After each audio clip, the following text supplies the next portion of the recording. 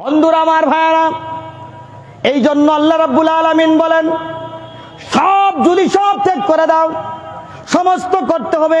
উলিন্না সালাতি ওয়া নুসুকি ওয়া মাহইয়ায়া ওয়া মামাতি লিল্লাহি রাব্বিল আলামিন।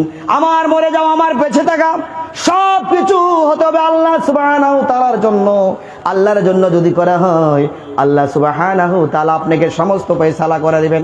বন্ধুরা আমার ভাইরা, কুতুবউদ্দিন বখতিয়ার রাহমাতুল্লাহি আলাইহি উনি যখন ছোট্ট ছিলেন, উনি এই অবস্থার মধ্যে ওনার মা একদিন বললেন, আমার সন্তানকে কিভাবে আল্লাহওয়ালা বানানো যায় আর কিভাবে নামাজও বানানো যায়। একদিন কুতুবউদ্দিন বখতিয়ার রাহমাতুল্লাহি আলাইহি বললেন, মা গো, তুমি আমাকে খাবার দাও। বলছে, খাবার এভাবে আসে না, যদি খাবার হয় তুমি অজু করে নামাজ পড়ে আল্লাহ সুবহানাহু তাআলার দরবারে হাত দুখানা বাড়াইয়া দাও। বাবা কুতুবউদ্দিন বখতিয়ার রাহমাতুল্লাহি আলাইহি নামাজ পড়লেন। ছোট্ট বাচ্চা অজু জানে না, মা অজু করে দিল। অজু করে দেওয়ার পরে নামাজ পড়লেন। মা ওইদিকে রুটি বানানো শুরু করে দিল। রুটি বানানো শেষ হয়ে গেল।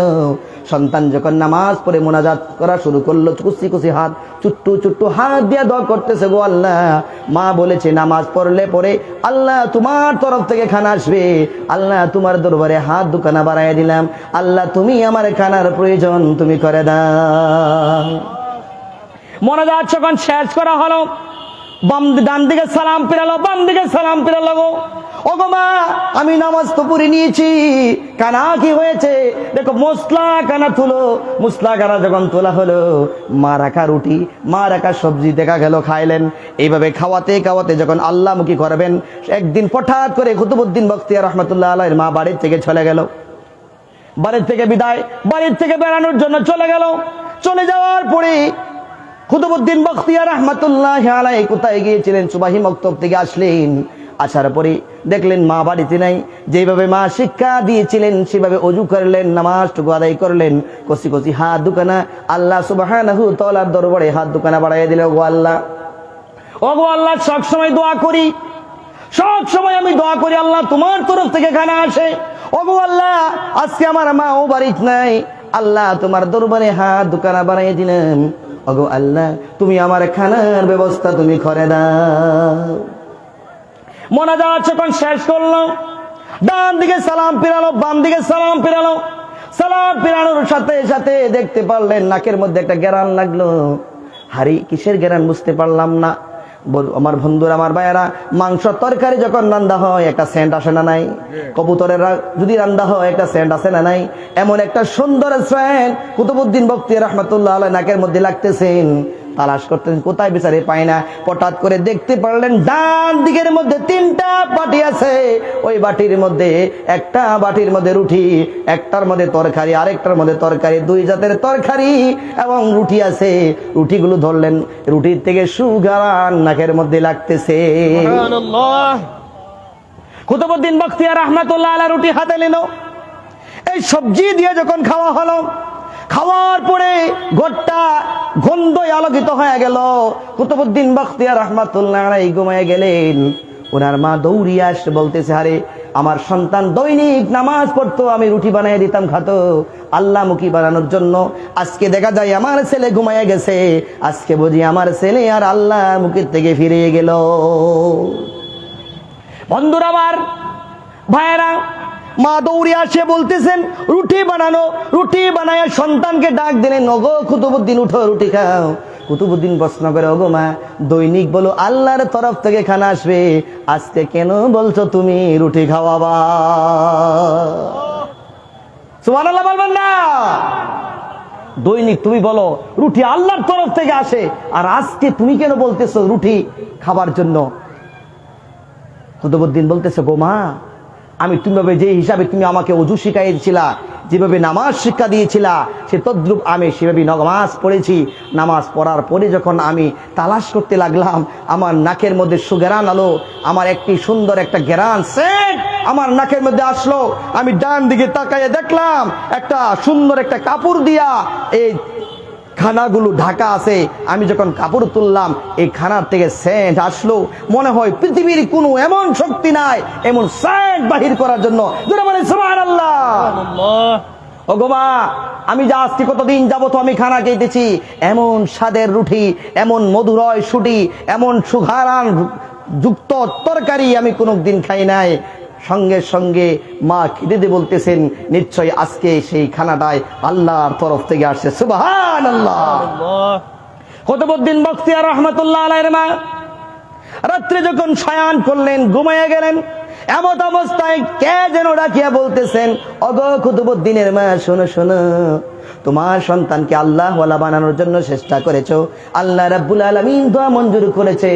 তুমি বাড়িতে না থাকাকালীন যখন সন্তান নামাজ পড়ে আল্লাহর দরবারে দোয়া করেছে, আমার আল্লাহ রাব্বুল আলামিন জান্নাত থেকে রুটি, জান্নাতের তরকারি তোমার সন্তানের জন্য পাঠাইয়া দিয়েছে। জোরে বলি সুবহানাল্লাহ, আর জোরে বলি সুবহানাল্লাহ।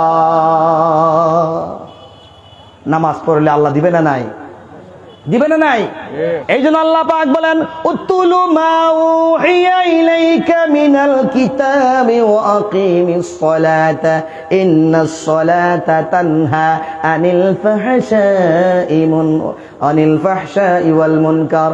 বান্দা যদি নামাজ বন্দেগী পড়ে আল্লাহ তাআলা ফাহিশা কাজের থেকে বিরত রাখবে না। আল্লাহ পাক বলেন, ওগো নবী, এই কোরআন তোমার উপরে নাজিল করা হয়েছে, কোরআন তুমি পড়ো আর বলে দাও যারা নামাজ পড়ে নামাজ যেন প্রতিষ্ঠিত করবে, নামাজ পড়লে পরে ফাহিশা কাজের থেকে বিরত রাখবে কে? জোরে বলেন কে? বন্ধুরা আমার, ভাইয়েরা, এক নামাজি মানুষ,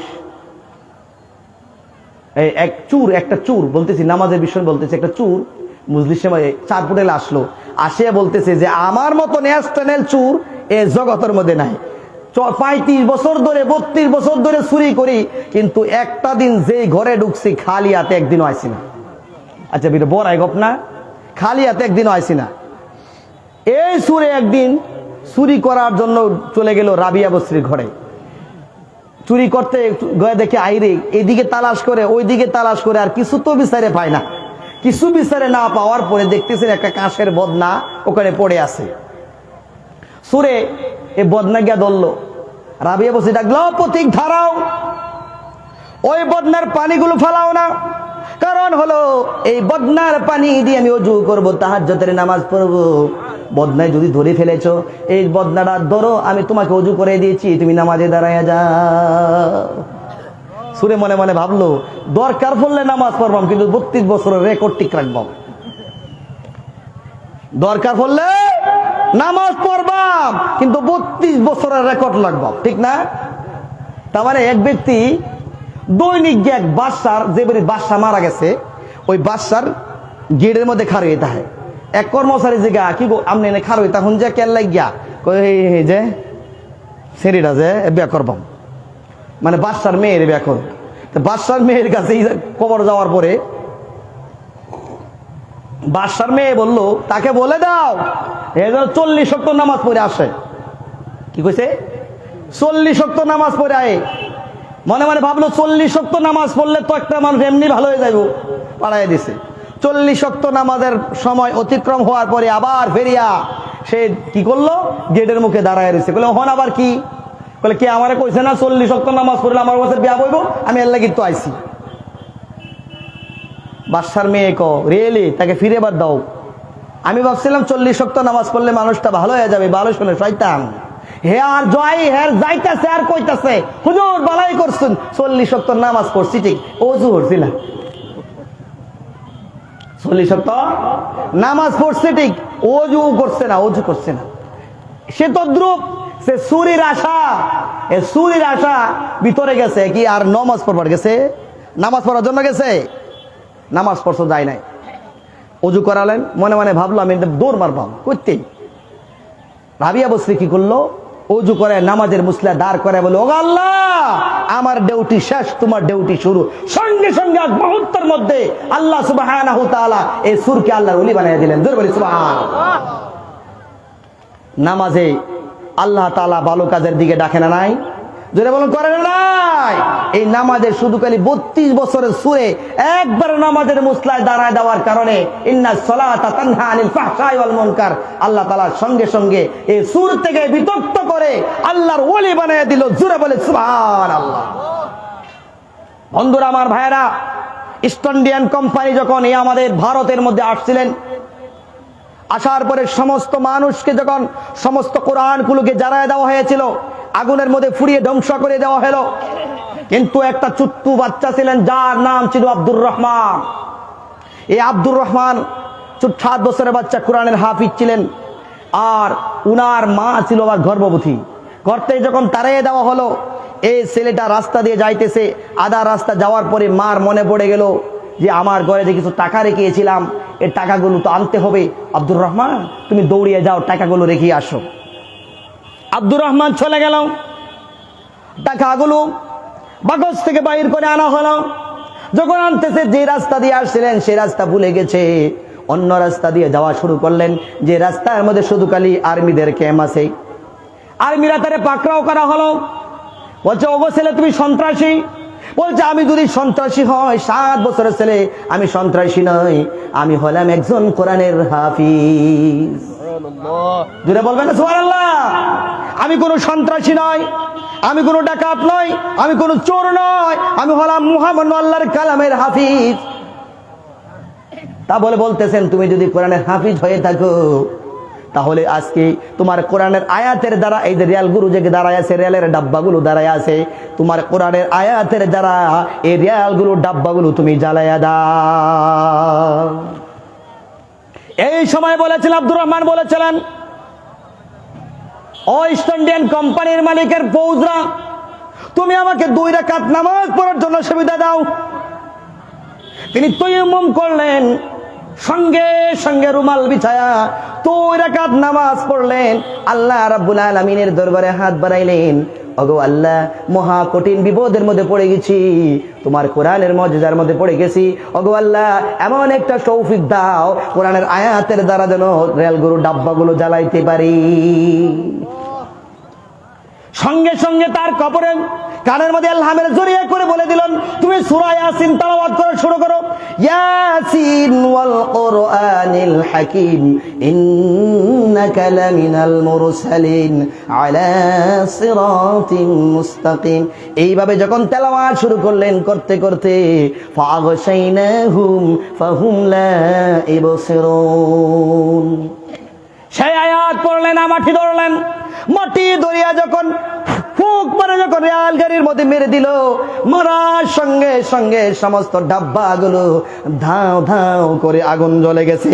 জোরে বলি সুবহানাল্লাহ। 2 রাকাত নামাজের দাম আছে কিনা জোরে বলুন। আজকের থেকে 5 ওয়াক্ত নামাজ পড়বো ইনশাআল্লাহ। 2টা হাত তোল, আল্লাহকে দেখান, 2টা হাত তখন নারায়ে তাকবীর। আল্লাহু আকবার। বন্ধুরা আমার, ভাইরা, নামাজ হচ্ছে একমাত্র মুসলমানের একমাত্র ইবাদত। নামাজ হচ্ছে মুসলমান হওয়ার একটা অঙ্গীতকমূলক। মুনিবিনা ইলাইহি ওয়াত্তাকুহু ওয়াকিমুস সালাতা ওয়ালা তাকুনু মিনাল মুশরিকিন। তোমরা এক মুনিবের ইবাদত করো, ওনার সামনে মাথা নত করে দাও, ওনার এক আল্লাহর ইবাদত করো, নামাজ প্রতিষ্ঠিত করো, আর কাফির মুশরিকদের অন্তর্ভুক্ত হয়ে যায় না। আল্লাহ পাক বলেন, ইয়া আইয়ুহাল্লাযীনা আমানু দুখুলু ফিস সিলমি কাফা ওয়া লা তাত্তাবিউ খুতুওয়াতিশ শাইতান ইন্নাহু লাকুম আদুউম মুবিন। আংশিক মুসলমান, আংশিক মুসলমান না। কখন নামাজ পড়ে, কখন নামাজ ছেড়ে দেয়, জোহর পড়লে আসর ছেড়ে দেয়, আসর পড়লে জোহর ছেড়ে দেয়, এইভাবে নামাজ ছেড়ে দেওয়া, নামাজ ছেড়ে দেওয়া। আল্লাহ রাব্বুল আলামিন বলতেছেন, ইন্নাকা আদুউম মুবিন, সেই তো শয়তানের ভাই, অন্য কিছু না। সে কি? শয়তানের ভাই, নামাজ ছেড়ে দেয়। এমনও মানুষ আছে বলে, হুজুর নামাজ তো কি বুঝ, নামাজ তো আমরা পড়বো ইনশাআল্লাহ, বহু সময় আছে, নামাজ দোয়া করবো, হলে স্টার্ট দিচ্ছি নামাজ। অনেকবার আছে না, জামাই দেখবার গেছে, জিজ্ঞাসা করছে, বলে হুজুর কোনছে বাবা নামাজ কয়েক তো? নামাজ তো বহুত, বহুত অক্ত। কিরম? বলে প্রায় 19 ওয়াক্ত নামাজ আছে। 19 ওয়াক্ত নামাজ? কলা হাত। আরেকবার কইতাছে, হুজুর 19 ওয়াক্ত যে কইছে, মানে নফল সুন্নত মিলাই কইছে। যারা দেখতে গেছে তারাও যেরো, কনে বলাও তারাও যেরো। হেরা বাবু টিকিট তো নফল আছে, সুন্নত আছে, মুস্তাহাব আছে, ওয়াজিব আছে, কতটা মিলাই আছে। 19 ওয়াক্ত ঠিকই আছে, আলহামদুলিল্লাহ, জামাই ঠিকই আছে। অহন জামাই বেড়া কি কই, বালা উত্তর দিছে না প্রশ্ন?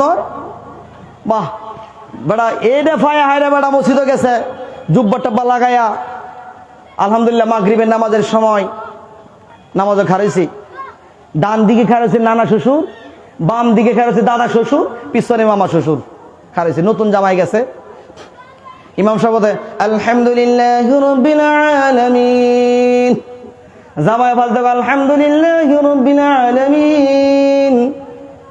নানা শ্বশুর করে হারছি, ইমাম সাহেব পরে হেও পরে আস্তে করে কোনি মারছে, বলে বুঝাইছে কইস না, এটা কোন দিত না। হ্যাঁ নামাজ থেকে মনে করছে এটাই শুধু ওয়াজিব, এমন জোরে মারছে স্যাংরা বেড়ার কোনি উল্টা এনে ফেলে।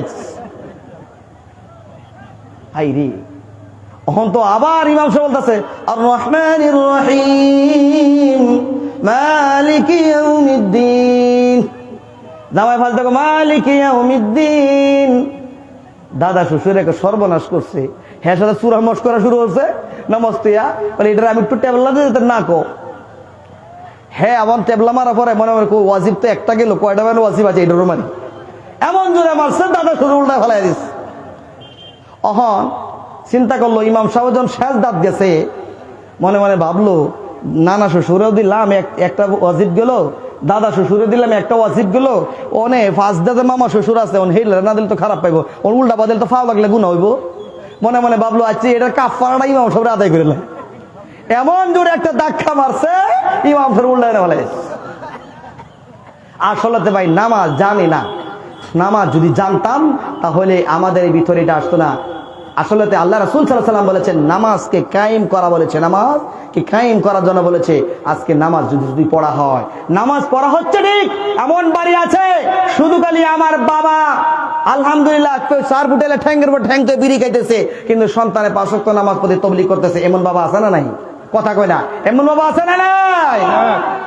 আরে কত দেখবেন গোয়ালির থেকে সারে গোয়ালির থেকে উঠতে সারা আল্লাহ লাগে খেয়ার খাইতে আছে, এমন ধরনের চাচা আছে গোয়ালির থেকে উঠবো সেটা বিড়িটা জ্বালা বললে টেনে বইতাছে আর বিড়ি ঠানতাছে। এ গরু আর চাচা সমান না, কথা কয় না।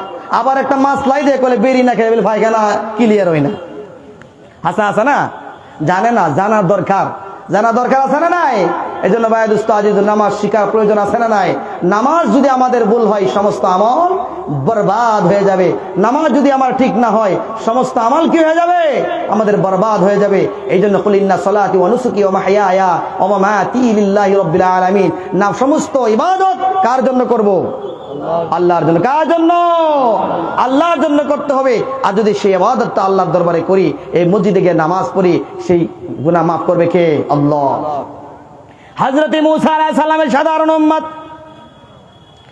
তিনি যখন একটা গাছতলায় বসে ইবাদত করেছিলেন, 1 বছর নয় 2 বছর নয় 500 বছর ইবাদত করার পরে মূসা আলাইহিস সালামকে বলেছিলেন, ওগো মূসা, আমি যে 500 বছর ইবাদত করলাম, এই 500 বছর ইবাদতের বিনিময়ে আল্লাহ তাআলা দিবেন কি?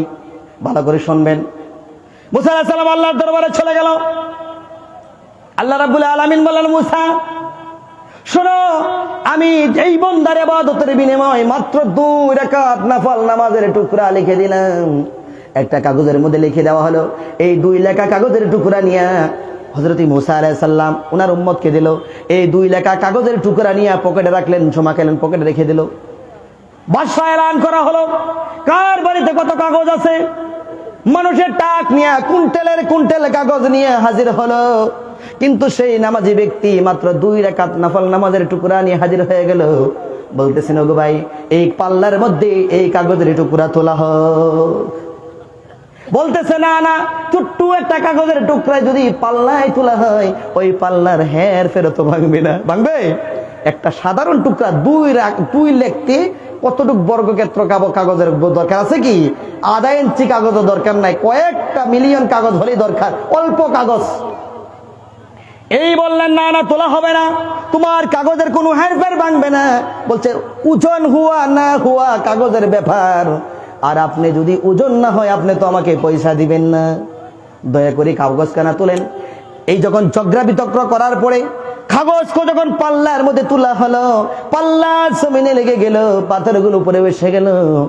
এবার দেখতে পারলেন যতগুলি পাথর ছিল সমস্ত পাথরগুলো দেওয়া হলো, একটা পাল্লাও আর জমিন থেকে উঠে না। জোরে বলবেন না সুবহানাল্লাহ? জোরে বলেন সুবহানাল্লাহ। পাল্লা আর জমিন থেকে উঠে না। আবার পাথর দেওয়া হলো, দৌড়িয়ে কিছু পাহাড় থেকে পাথর আনা হলো, আর উঠে না। বাদশাহ বলতেছেন, শোনো শোনো, এই কাগজের মধ্যে কি জাদুগিরি করেছো? কেননা মুসা আলাইহিস সালামের যমুনায় তো বড় বড় পরীক্ষা আল্লাহ তাআলা তাদেরকে করাইছিলেন। লাঠির দ্বারা সাপ হয়েছেন, বেগ হয়েছে, নদীর পানি রক্ত হয়ে গিয়েছিল, সবগুলি জানে। কিন্তু তারপরে ভাবতেছে নিশ্চয় কোনো জাদুগিরি করেছেন। সেই নামাজি বলেন, না না, আমি কোনো জাদুগিরি করি না। 500 বছর ইবাদতের বিনিময় আল্লাহ সুবহানাহু ওয়া তাআলা মাত্র 2 রাকাত নফল নামাজকে আল্লাহ কবুল করেছেন। আর এই 2 রাকাত নফল নামাজের কাগজের টুকরা ওইটা। কত রাকাত? ও ভাই, কত রাকাত? 500 রাকাত নামাজ পড়ার পরে মাত্র 2 রাকাত নফল নামাজ আল্লাহ সুবহানাহু ওয়া তাআলার দরবারে কবুল হয়েছে। আর এই 2 রাকাত নফল নামাজের কাগজের টুকরা উঠাই। এই কথা শুনে সবাই এক বাক্যে লা ইলাহা ইল্লাল্লাহ মুসা কালিমুল্লাহ কলিমা পড়ে মুসলমান হয়ে গেলেন। জোরে বলেন সুবহানাল্লাহ। আর আমরা কিছুদিন অল্প ইবাদত বন্দেগী করে আল্লাহকে বড় ভাবি যে আমার তে বড় আর ইবাদত করনেওয়ালা আর কেউ নেই। আছেন ভাবি না? বন্ধুরা আমার, ভাইয়ারা, বুখারী শরীফের হাদিস বলছি, এক আল্লাহর বান্দা ছিলেন যিনি নদীর মাঝখানে বসে ইবাদত করতেন, বালু টিলার মধ্যে ইবাদত করতেন। বালু টিলার মধ্যে একটা সুড়ঙ্গ হতো, মিষ্টান্ন পানি বাইর হতো, আর ওখানে একটা ডালিম গাছ হতো। ডালিম গাছের মধ্যে সেহরির সময় একটা ডালিম ধরে, আর একটা ডালিম ইফতারের সময় ধরে। একটা ডালিমগুলো সেহরি খায়, আর একটা ডালিম দিয়ে তিনি ইফতার করে।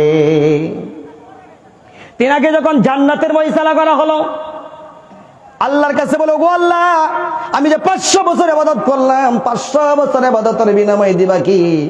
আল্লাহ বলেন, যাও, তুমি যদি তোমার ইবাদতের জন্য তুমি যাবার চাইছো, যাও, তোমাকে জাহান্নামের দিকে দেওয়া হলো। অল্প অহংকারের কারণে আল্লাহ তাকে জাহান্নামে করে দিলেন। জাহান্নামের দিকে টানিয়ে নেওয়া হতেছে। জাহান্নামের আগুনের গরম দেখে, আগুনে তো জ্বললেই দেখে ওই ব্যক্তির এই কণ্ঠনালী শুকিয়ে গেছে, কথা বলতে পারে না। বলতে, ওগো ফেরেশতারা, আমাকে পানি দাও। বলছে, পানি দেওয়া হবে। যার নাকি 500 বছর ইবাদত আছে রিয়াকারের ছাড়া, এই 500 বছর ইবাদত যে ব্যক্তি দিবে তাদেরকে আমি 1 গ্লাস পানি পান করাবো। সেই ব্যক্তি ভাবলো, 500 বছর ইবাদত তো আমারই আছে, আর তো কেউ নাই, তাহলে 500 বছর ইবাদত দিল। 500 বছর ইবাদত দেওয়ার পরে 1 গ্লাস পানি পান করলেন। 1 গ্লাস পানি পান করার পরে আল্লাহ বলতেছে, গো বান্দা, তুমি বলছিলাম 500 বছর ইবাদতের বিনিময়ে কিবা দিবা, তোমার 500 বছর ইবাদত তো 1 গ্লাসে শেষ। 500 বছর ইবাদত 1 গ্লাসের মধ্যে শেষ। এখন তোমার কি? আল্লাহ, তোমার দয়া ছাড়া, তোমার মায়া ছাড়া আর কিছু হবে না। আল্লাহ দয়া মায়া করে, আল্লাহ তুমি আমাকে জান্নাত দাও। আল্লাহ বলছে, বান্দা রে, আমার বড় দয়া আছে, মায়া আছে, রহমানুর রহিমের খাতিরে আমি তোমাকে মাফ করে দিলাম। জোরে বলি সুবহানাল্লাহ। আরো জোরে বলি সুবহানাল্লাহ। বন্ধুরা আমার, ভাইয়ারা, এই জন্য নামাজ নিজেও পড়বো, আমার ছেলেদেরকে নামাজ পড়াবো ইনশাআল্লাহ। বন্ধুরা আমার, ভাইয়ারা, আল্লাহ রাসূল সাল্লাল্লাহু আলাইহি সাল্লাম বললেন, ওগো সাহাবীরা, তুমি যদি নামাজে দাঁড়াও, নামাজ যখন তুমি নামাজে পড়বে, ওয়াসজুদু ওয়াকতারিব, সিজদা যখন তুমি করবা, আল্লাহ তোমার নিকটবর্তী হয়ে যাবে। আল্লাহর কাছে যা চাইবা তোমাকে দেওয়া হবে। আর বিনা নামাজে আল্লাহর দরবারে চাইলেও আল্লাহ দিতে পারে না। বন্ধুরা আমার, ভাইরা, এই জন্য আল্লাহ তাআলা জানাই দিয়েছেন বান্দাদিগকে, তোমরা নামাজ প্রতিষ্ঠিত করো, নামাজ কায়েম করো, মসজিদে যাও না, মসজিদে নামাজ পড়ো। কিয়ামতের দিন যখন মসজিদ তোমাকে সাক্ষী দিবে, তোমার আল্লাহ তাআলা তোমাদেরকে বিনা হিসেবে জান্নাতে দিয়া দিবেন। জোরে বলি সুবহানাল্লাহ। আমরা সেই নামাজ পড়তে গেলে মসজিদের প্রয়োজন আছে না নাই? আজকে আমাদের মসজিদ কেন্দ্র করে এমন একটা মসজিদকে আমরা অবাধ্যবাণী করতেছি। অনেক আমরা যুবক আছে, দেখবেন মসজিদ সামনে আছে, কিন্তু মসজিদের সামনে আমরা গান গেয়ে যাইতেছি, আছে না নাই? মোবাইলে গান বাজছে, মসজিদের ভিতরে কাম করে, আলহামদুলিল্লাহ শরীয়তের কাপড় নাই, আডু উদাম হয়ে চলতেছে। কিয়ামতের ময়দানে তাদের যে কঠিন কি মহা বিপদ হবে, কি আযাব হবে, একমাত্র আল্লাহ সুবহানাহু ওয়া তাআলা জানেন। এই জন্য আল্লাহ রাব্বুল আলামিন বলেন, আমিরুনাল মাসাজিদ মুস্তাগফিরিনা বিল আসহার, যারা নাকি মসজিদগুলোকে আবাদ করে এবং মসজিদের মধ্যে গুনগুন করে নিশিরাত আল্লাহ রাব্বুল আলামিনের দরবারে কাঁদে।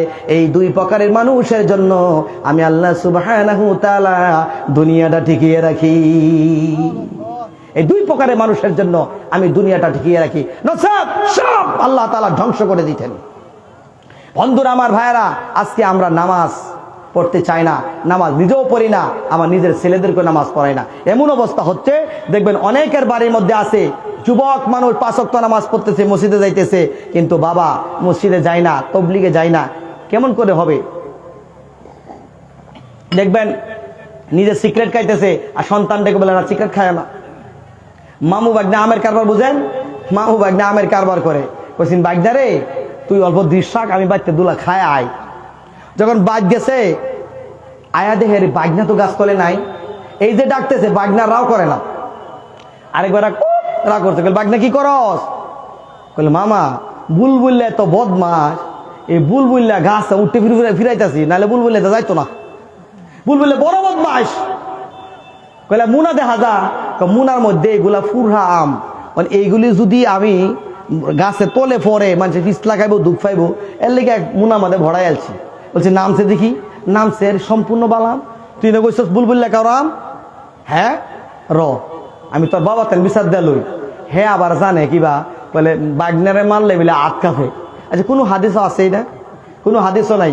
হ্যাঁ কয়ে তোর বাবা তেন বিচার দেলই। বাগনা আবার কয় কি মামা বাবা তেন কি বিচার দিবা, বাবা তো 2 মুন্না বস্তা লই যে গাছের আগা। বাগনা কই গাছের আগা।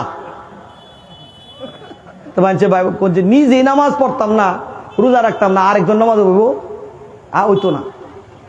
অনেক মানুষ দেখবেন অনেকের ছেলে বিদেশে গেছে, বিদেশটা পরে মা মারা গেছে, মা মারা পরে জানাজা মাঝে আইসি নেত বাঁধছে, নেত বাঁধার পরে ইমাম সাহেব আল্লাহু আকবার তো হ্যাঁ আমার তকবির দেওয়া শুরু করছে। আরেকবার এই বেকল তুই তকবির দেশ কে জানাস না? জানাস তকবির জানা? আমার তকবির হাত উড়ান জানা?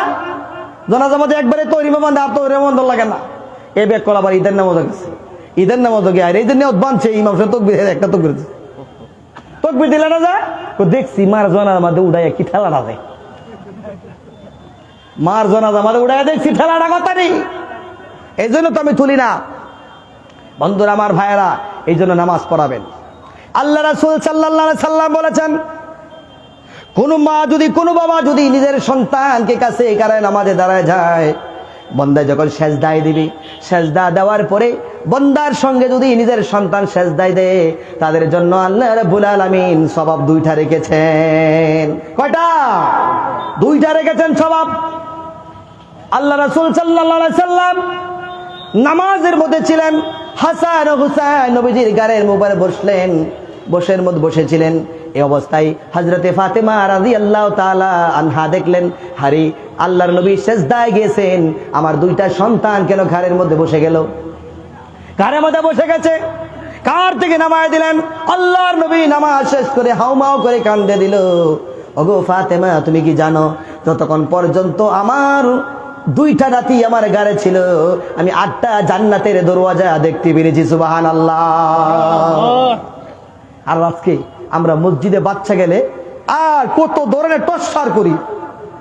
মনে রাখবেন একটা কথা বলে যাচ্ছি, যেই দিন নাকি মনে রাখবেন আপনার সন্তানকে আপনি কথা বলতে ভয় পাইতেছেন, সেই দিন থেকে মনে রাখলেন আপনার কপালে দুর্ঘটনা হবে, আপনার কপাল থেকে আপনার সুখ চলে গেছে। যেই দিন আপনার সন্তান আপনার দিকে আপনার সঙ্গে চোখ রাঙ্গায় কথা বলতেছে, সেদিন মনে রাখবেন আপনার কপালে সন্তানের হাতের সুখ আপনার শেষ।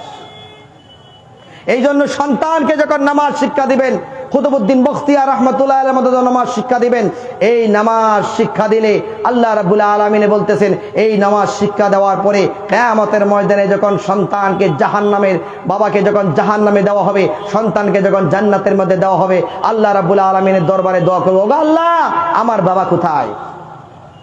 সন্তান বলবে, আল্লাহ রাব্বুল আলামিন আমার বাবা কোথায়? জান্নাতের মধ্যে আমার বাবাকে দেখি নাই।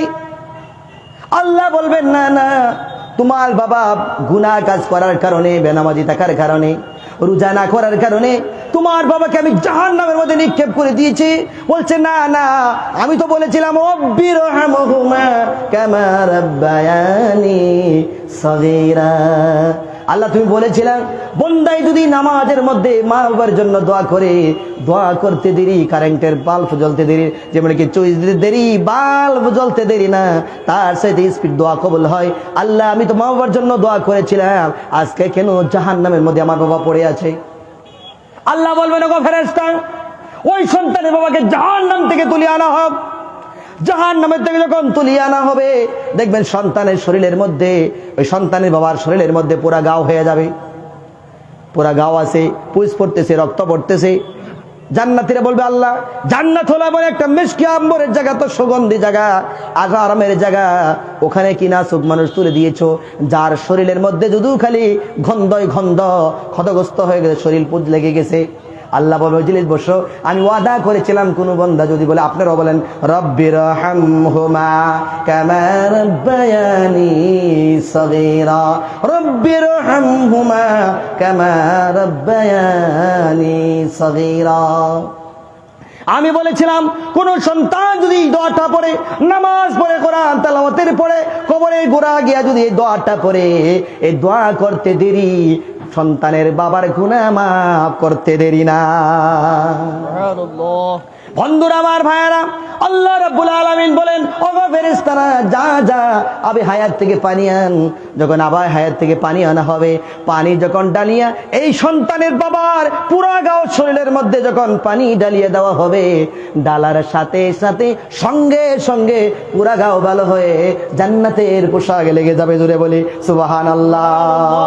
আজকের থেকে আমাদের সন্তানকে নামাজের হুকুম দিব ইনশাআল্লাহ। তুই হাত উত্তোলন করে দেখা। এই জন্য আপনি আমার সন্তানকে যখন নামাজের জন্য হুকুম করব, তাহলে সন্তান নিশ্চয়ই নামাজি হয়ে যাবে। আর যুবক, তোমাদেরকে বলছি, যে যুবক আজকে তোমরা মা বাবাকে কষ্ট দিতেছো, এই মা বাবার কষ্ট একদিন আল্লাহ সহ্য করতে পারে না। মালিক ইবনে দিনার রহমতুল্লাহি আলাইহি, তিনি হজে গিয়া তিনি যখন রাতে শয়ন করলেন, স্বপ্নে দেখতেছেন মা বাবার ওয়াজও দরকার, স্বপ্নে দেখতেছেন পৃথিবীর সব মানুষের হজ কবুল হয়েছে, কিন্তু একটা যুবকের হজ কবুল হয় নাই। ওনার নাম হলো হারুন বলখি রহমতুল্লাহি আলাইহি। ওনার নাম কি? হারুন বলখি। তিনি বিচারে বিচারে বাহির করলেন বাড়ি, জিজ্ঞাসা করলেন হারুন বলখির বাড়ি কোনটা? বলেন হুজুর, ওই যে হারুন বলখির বাড়ি এটা। বলে মানুষটা কেমন? বলছে এত বুজুর্গ মানুষ, সারাদিন তো আল্লাহর ইবাদত বন্দেগী করে, আর রাত্র হলে এই জাবালে রহমত পাহাড় উপরে চলে যায়, আল্লাহ রাব্বুল আলামিনকে ডাকতে থাকে। মালিক ইবনে দিনার রহমতুল্লাহি আলাইহি, তিনি দৌড়িয়ে চলে গেলেন জাবাল, এই রহমতের পাহাড়ের দিকে। যা দেখতেছেন হারুন বলখি রহমতুল্লাহি আলাইহি পশ্চিমমুখী আল্লাহর দরবারে দোয়া করতেছেন, ওগো আল্লাহ, ভুল করেছি, ক্ষমা করেছি, আল্লাহ তুমি আমাকে ক্ষমা করে দাও, আমাকে মাফ করে দাও। ও বন্ধুরা, যুবকরা, চোখের পানিগুলো ফেলাও, আল্লাহ তোমাদের গুনাহগুলো মাফ করে দিবে। হারুন বলখি দেখলেন এভাবে দোয়া করতেছেন। মালিক ইবনে দিনার রহমতুল্লাহি আলাইহি বললেন, ওগো পথিক, আমি আপনার কাছে মুলাকাত করার জন্য এসেছি বহু দূর থেকে, মদিনার থেকে। আবার দেখিয়ে বলতে বললেন আপনি কে? বলছে আমার নাম হলো মালিক ইবনে দিনার। সঙ্গে সঙ্গে হারুন বলখির চোখের পানি পড়ে গেল, বলতে যে হুজুর গো, আপনি এই জগতের শ্রেষ্ঠতম ইমাম মালিক ইবনে দিনার। আর আমাকে মানুষে বলে আমি বড় ভালো, আমি বড় তাহাজ্জুদ গুজারি, আমি বড় নামাজ পড়নেওয়ালা। হুজুর না না না না, আমার মতো গুনাহগার পৃথিবীর বুকার কেউ নাই, আমি বড় গুনাহগার। বলছে তোমার ডানা কোথায়? তোমার ডানা কি হয়েছে? বলে হুজুর গো, ওই কথাটা বললেই তো আমার বড় দুঃখ লাগে। হুজুর শুনুন, আমি আল্লাহর ইবাদত বন্দেগী করি ঠিক, আল্লাহকে ডাকি ঠিক। হুজুর, আমি যখন নতুন বিবাহ করেছিলাম, বিবাহ করার পরে যখন আমি ঘরে প্রবেশ করলাম, আমার স্ত্রী আমাকে বলল, তোমার মার জ্বালা যন্ত্রণার কারণে আমি তোমার সংসার করতে পারবো না। আমি কি করলাম? অবশেষে আমি দরজার চৌকাটখানা খুললাম, চৌকাট দিয়ে আমি মার মাথার মধ্যে মঞ্জুরে আঘাত করে দিয়েছি। আমি হারুন বলকি মার মাথার মধ্যে আঘাত করে দিয়েছিলাম, মার মাথা কানা পেটে ভেঙ্গি আমার রক্ত বাইর হয়ে গেল। আমাকে বলল, বলখি রে, শুন, যেই মা তোকে 10 মাস 10 দিন পেটে রাখছে, তুই যখন 3 মাসের পেটে পড়েছিলে আমি বমি করেছিলাম, খাবার পারছি না। যখন 4 মাস 10 দিন হয়ে গেছে, রুহু যখন আমার পেটে দেওয়া হলো, আস্তে আস্তে তুই ডাঙ্গর হতে লাগলি, খাবার পারছি না, বোবার বলে বসতে পারছি না। ওই সন্তান রে তুই আমাকে আজকে মেরে দিলে, মাথা খারাপ ফিঙ্গি মেরে তো বাইর হয়ে গেল। দেখা গেল মালিক বলতেছে, হারুন বলখির মা দুনিয়ার বাড়ি থেকে বিদায় নিছে। তারপরে আমার জ্ঞান ফিরে আসলো, আমি কি করে দিলাম, আমার মাকে মেরে দিলাম, মাকে আমি দুনিয়ার বাড়ি থেকে বিদায় করে দিলাম। আমার জ্ঞান ফেরার পরে আমি সহ্য করতে না পারে, হুজুর গো আমার নিজের ডেনা আমি নিজেই কেটে ফেলে দিয়েছি, আমার নিজের ডেনা নিজেই কেটে ফেলে দিয়েছি। আর 40টা বছর যাবত আল্লাহর ঘর খানায় তপ করতেছি। আমি যখন বলি লাব্বাইক লাব্বাইক, কে যেন ডাকিয়ে বলে লা লাব্বাইক, লাব্বাইক আল্লাহুম্মা লাব্বাইক। হুজুর আমি যখন লাব্বাইক বলি, কে যেন বলে লা লাব্বাইক লাব্বাইক, তার কোনো লাব্বাইক নাই। হুজুর গো 1 বছর 2 বছর নয়, 40টা বছর পর্যন্ত কানাই কাবাই তপ করি। আমি যখন তপ করি আমার মার কান্নার আওয়াজ আমার কানে আসে। হুজুর 40 বছর পর্যন্ত আমি খানা খাই, ভালো খানা আমি খাই না, বিছানায় পিঠ লাগাই না, শুধু খালি দোয়া করি। হুজুর আমি দোয়া করি, শুধু খালি দোয়া করি। 40টা বছর তপ করেছি, রাত্র হলে তাহাজ্জুদ দুদার করি, দিন হলে নামাজ পড়ি, কোরআন তেলাওয়াত করি, সারাটি রাত্র হলে জাবালুল পাহাড় রহমত পাহাড়ের দিকে আমি দৃষ্টি করি, কখন জান্নাতুল বাকির মধ্যে দৌড়িয়ে যায়। হারুন বলকি ওনারকে বলতেছেন, মালিক ইবনে দিনার বলতেছেন, ওগো তুমি কি জানো কি যে মার পায়ে তলে হবে জান্নাত। তোমার যদি 100 বছর যদি নয়, তোমার যদি আল্লাহ লাখ বছর তোমার হায়াত দেয়া থাকে, আর 1 লাখ বছর যদি পর্যন্ত খানায় কাবায় তপ করো, তোমার মা যদি ক্ষমা না করে আমার আল্লাহ ক্ষমা করবে না। যুবক, মাকে কষ্ট দাও। হারুন বলখির মতো কি তুমি ইবাদত করেছো? আহা, তুমি লাখ বছর তোমার জিন্দিগি হোক, আর লাখ বছর জিন্দিগি পাওয়ার সত্ত্বেও যদি 1 সাজদায় আল্লাহকে ডাকো, 1 ওয়াক্ত তাহাজ্জুদ ছাড়ো না, নামাজ ছাড়ো না, আল্লাহ তোমার প্রতি বেজার হয়ে গেলে, মার প্রতি বেজার হয়ে গেলে একটা ইবাদত আল্লাহর দরবারে কবুল হবে না। এবার বলতেছিল গো, এই দেশের শ্রেষ্ঠতম আলিম মালিক ইবনে দিনার, কি করা যায়? এবার পরামর্শ দিলেন, ও হারুন বলকি তুমি আল্লাহর খানাঘর ছেড়ে দাও, জাবালুর রহমত পাহাড় তুমি ছেড়ে দাও, দৌড়িয়ে তোমার মার কবরস্থান যেখানে আছে ওখানে তুমি দাঁড়ায়া সূরা ইয়াসিন তেলাওয়াত শুরু করে দাও। জোরে বলো সুবহানাল্লাহ। ওখানে দৌড়িয়ে চলে যাও। জাবাল রহমত ছেড়ে দিল, পাহাড় ছেড়ে দিল, ঘর বাড়ি ছেড়ে দিল, দৌড়িয়ে আমার কবরস্থানে দৌড়িয়ে চলে গেল। সূরা ইয়াসিন তেলাওয়াত করলেন, আয়াতুল কুরসি পড়লেন, কিছু তেলাওয়াত করে আল্লাহর কাছে দোয়া করার লাগলেন। বললেন, ওগো মা গো, যে হাত দিয়ে তোমার মাথা কানা ফেটিয়েছিলাম, এই হাত কানা তো আর আমার সঙ্গে রাখি না। ওগো মা, যে হাত দিয়ে তোমাকে আমি মেরেছিলাম ওই হাতটা তো আমার সঙ্গে নাই। ওগো মা, ভুল বুঝেছি, ক্ষমা করে দাও। কবর থেকে কান্নার আওয়াজ আসছে, বাবা রে 40 বছর পরে ভুলটা বুঝতে পেরেছো, আমি মা কবর থেকেই তোরে ক্ষমা করে দিল। বলো সুবহানাল্লাহ। তুমি যে 40 বছর পরে, তুমি যে 40টা বছর পরে বুঝতে পেরেছো, আমার মা দরবারে কাঁদছো, আমার মা দরবারে আসে কাঁদছো, আমি মা সহ্য করতে পারি না। যদি কবর থেকে উঠার কোনো সুযোগ থাকতো, ওগো সন্তান, আমি কবর থেকে উঠে কুলে তোমাকে চুমা দিতাম। ও যুবক, কেমনে করে মাকে কষ্ট দাও, কেমনে করে মাকে কষ্ট দাও? এই মাকে কষ্ট দিবা কি ইনশাআল্লাহ? আজকের থেকে মার খেদমত করবো ইনশাআল্লাহ। দুটো হাত উত্তোলন করে দেখায়।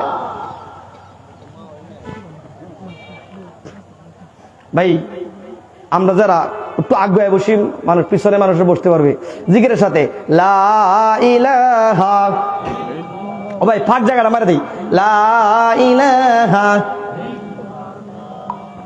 ইয়া আল্লাহ একটু আস্তে হইলইব, লা ইলাহা লা ইলাহা ইল্লাল্লাহ, জোরে লা ইলাহা, ও লা ইলাহা ইল্লাল্লাহ, লা ইলাহা ইল্লাল্লাহ মুহাম্মাদুর রাসূলুল্লাহ সাল্লাল্লাহু আলাইহি ওয়াসাল্লাম। যিনি আজকের মুখ্য আকর্ষণ, হযরতুল আল্লাহ হযরত মাওলানা জিয়াউর রহমান, উনি আমার এক মহব্বতের ভাই, একসাথে জলসা করি। আজকে আসছে তিনি, এমন মজমুয়ায় দেখলে ওনার মন ভালো লাগবে। বন্ধুরা আমার ভাইয়েরা, মা বাবা কেমন মানুষ, মা বাবাকে দুঃখ দিয়া আল্লাহর কানায় কাবায় যদি 40 বছর তওয়াফ করার পরে আল্লাহ ক্ষমা করে না। আর হাদিস আসছে কোন সন্তান যদি মাকে দুঃখ দিল আর ও শব্দটা মুখ দিয়ে ব্যবহার হলো, এই সন্তানটা সোজা জাহান্নামে যাবে। জোরে বলে নাউজুবিল্লাহ। ফিলিস্তিনে থাইল্যান্ডে একটা বিরাট বড় একটা ঘটনা হয়েছিলেন, একটা কারগুজারি বলতেছি। সব বিল্ডিং গুলি যখন ভাঙ্গে চুরমার হয়ে গেল, তছনছ হয়ে গেল, সব মানুষকে জেসিবি দিয়া সব মানুষকে উঠানো হয়েছে, কিন্তু একজন 7 মাসের বাচ্চা নিয়ে একটা আমার বিল্ডিং এর তলে পড়েছিল। যখন জেসিবি দিয়া যখন মাকে এই থেকে বাহির করা হলো, দেখতে পারলেন মার হাতের নখ ফাটা আছে, টুট ফাটা আছে, নাক ফাটা আছে, 30টা 40টা নখ, একটা নখও আজ ঠিক নাই, সমস্ত শেষ। ওসি সাহেব জিজ্ঞাসা করলেন, মা বুঝতে পারলাম না, আপনার হাত পাও কেসানো কেন? আপনার যদি হাত পাও কেসানোর কথা ছিল তাহলে আপনার তো ডানা ভাঙ্গার কথা ছিল। বলছে, শুনুন হুজুর, আমার উপরে যখন বিল্ডিং পড়ে গেল, একটা বিল্ডিং এসে এইভাবে এসে গেল, আমি তার তলে পড়ে আছি, কিন্তু আমার 7 মাসের বাচ্চা যখন দুধের প্রয়োজন হয়, আমি ডান স্তনের দুধ আমি খাওয়াইলাম, দুধ খাওয়ানোর পরে ডান স্তনের দুধ শেষ হয়ে গেল, লাস্ট মুহূর্তে আমি বাম স্তনের দুধ খাওয়ানো শুরু করলাম। যখন আমার মা খাদ্য আমার নাই, আমি সন্তানকে আমি খাওয়াতে পারি না, তারপরে আমি একটা বুদ্ধি নিলাম, একটা পাথর নিলাম, পাথর নিয়ে আমি একটা নখ ফেটিয়ে দিলাম। নখ পেটে যখন রক্ত প্রবাহিত করা হলো, টপ টপ করে যখন পড়ে এই রক্ত নখখানা আমি সন্তানের মুখে দিলাম, একটা করে কেঁচাইলাম, আরেকটা নখ কেঁচাইলাম। এইভাবে যখন আমার 10টা নখ কেঁচানো হয়ে গেল, আমি মা সন্তানের হাওমাও কান্দা সহ্য করতে না পারে আমি পাওয়ার একটা নখ কেঁচাইয়ে দিলাম, বাবারা আরেকটা নখ কেঁচাইয়ে দিলাম। এইভাবে কেঁচাতে কেঁচাতে 20টা নখ যখন আমি শেষ করে দিলাম, আমার শরীরটা কমজোরি হয়ে গেছে, আমি মুখ দিয়ে কথা আসে না, কথা বলতে পারি না। লাস্ট মুহূর্তে আমি একটা পাথর নিলাম, এমন জোরে আঘাত করে দিলাম, আমার একটা দাঁত ভেঙে গেল। আমি দাঁতকে রক্ত কারণ আমি সন্তানের মুখে দিলাম, রক্ত টোপাল টোপাল করে সন্তানে খাই, আরেকটা দাঁত ভাঙলাম, আরেকটা দাঁত ভাঙলাম, 32টা দাঁত ভেঙ্গে ভেঙ্গে রক্ত টোপাল আমি সন্তানের মুখে আমি দিয়েছিলাম। ও আমার বন্ধুগণ, আমার ভাইয়েরা, মা কেমন মানুষ। তারপরে আমি যখন দেখতে পারলাম আমার আর শক্তি নেই, সন্তান তখন খালি হাওমাও করে কাঁদতেছে, আমি দুনিয়ায় বাঁচবো না বাঁচবো আমার কোনো টেকা নাই। আমার টেকা হলো এই আমি পেটে ধরা ধর্মগারণী মা, যেন সন্তান যেন দুনিয়ার বুকে বাঁচিয়ে থাকে। তারপরে আমি কি করলাম, লাস্ট মুহূর্তে আমার সব দাঁতগুলো ভেঙে দিলাম, আমার আর উপায়হীন হয়ে গেলাম। লাস্ট মুহূর্তে আমি টুটখানা টান দিয়ে ছিঁড়ে দিলাম। টুটখানে ছেড়ে দেওয়ার পরে টুটের থেকে রক্ত যখন প্রবাহিত, টপ টপ টপ টপ করে রক্ত যখন জমিনে পড়ে, এই জমিনে পড়ে রক্তগুলো আমার সন্তানের মুখে দিয়েছিলাম। সন্তানের টুপাল টুপাল করে খায়ে আমি সন্তানের জানকে আমি বেঁচিয়েছিলাম। সুবহানাল্লাহ বলবেন না?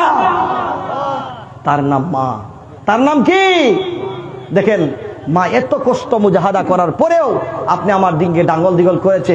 এই জন্য আল্লাহ রাব্বুল আলামিন বলেন, কোন সন্তান যদি মা বাবার জন্য দোয়া করে, সেই দোয়া কবুল করে কে? যারা বলে কে? বন্ধুগণ আমার ভাইয়েরা, সন্তান বালাবেন। এই যে